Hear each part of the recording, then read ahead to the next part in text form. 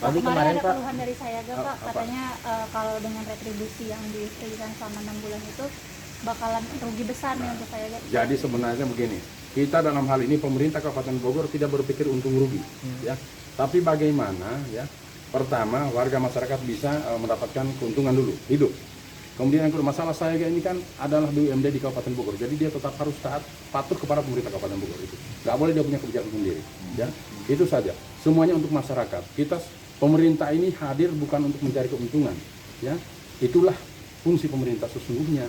Tidak kemudian harus ada keuntungan, harus ada hitungan untung rugi, tidak. Bahwa ada pendapatan oke, tapi kalau itu misalnya masih membutuhkan masyarakat butuh perlindungan, ayo mari sama-sama. Nanti itu saya harusnya ngomong ke saya. Kalau dari segi harga mungkin Pak, Ya. apa penekanan pramuka atau dari nanti di area Maksudnya?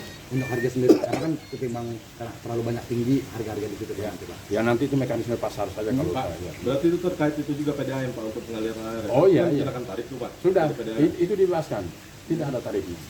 berarti nanti pintu Gunung Mas itu dibuka ya? Dibuka, insya Allah. Sudah yang sementara rapat dan insya Allah tadi saya kisi-kisinya saya dapat bahwa itu nanti akan dibuka. Per kapan sih Pak dibukanya? Ya, tunggu hasil rapat, tunggu Pak Sekda ya, biar Pak, kan aktivis di puncak itu minta Iya. Pemkab Bogor tidak hanya tegas menindak Oh, KL, iya. tapi Oke. juga bangunan-bangunan liar.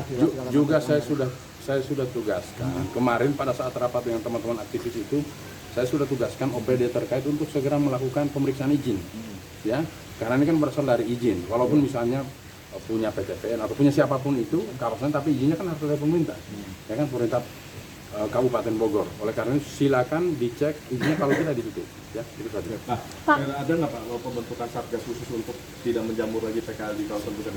Jadi sebenarnya bukan ada nggak, sudah ada tim sebelumnya ini, sudah ada tim yang dalam rangka optimalisasi pemanfaatan rest area, termasuk salah satu bidangnya itu.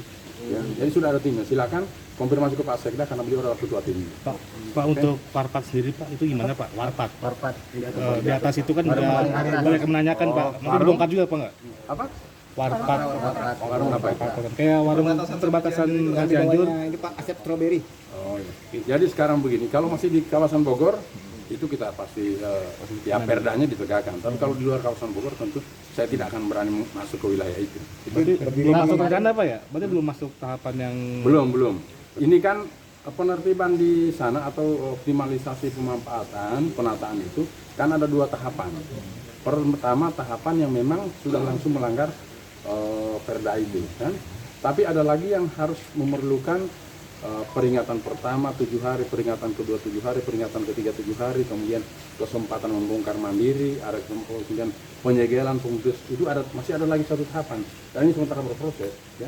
Nanti setelah selesai semua, baru kemudian dilimpahkan ke Satpol PP oleh DPKPP. Jadi sekarang ranahnya DPKPP, ya. Setelah selesai semua tadi tahapan administrasi ini, maka dilimpahkan ke Satpol PP untuk penindakan. Oke. Tapi poinnya begini, saya mau sampaikan bahwa yang pertama proses penataan, ya, penataan pedagang kaki lima yang ada di kawasan rest area terutama di jalur puncak kemarin sudah selesai, alhamdulillah.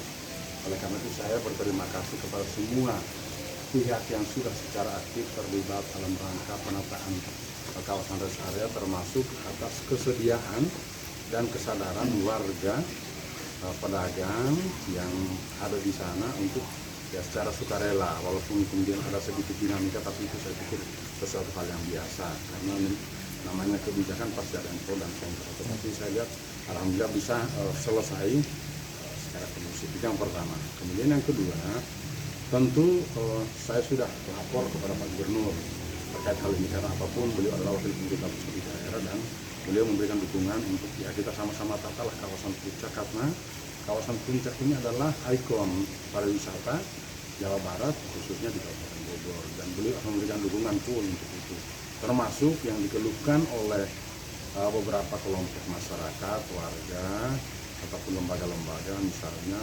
pasca penertiban, ya, penataan, seperti apa ke depannya, apa hanya dibiarkan. Jadi memang harus ada solusi, terutama untuk perbaikan sebagai kawasan pariwisata. Oleh karena itu kami sudah melaporkan kepada pimpinan, ya, kepada Pak Gubernur, kemudian kepada Pak Menteri, tadi saya juga baru selesai rapat. Intinya adalah karena itu kawasan ruas jalur puncak itu adalah jalan nasional statusnya,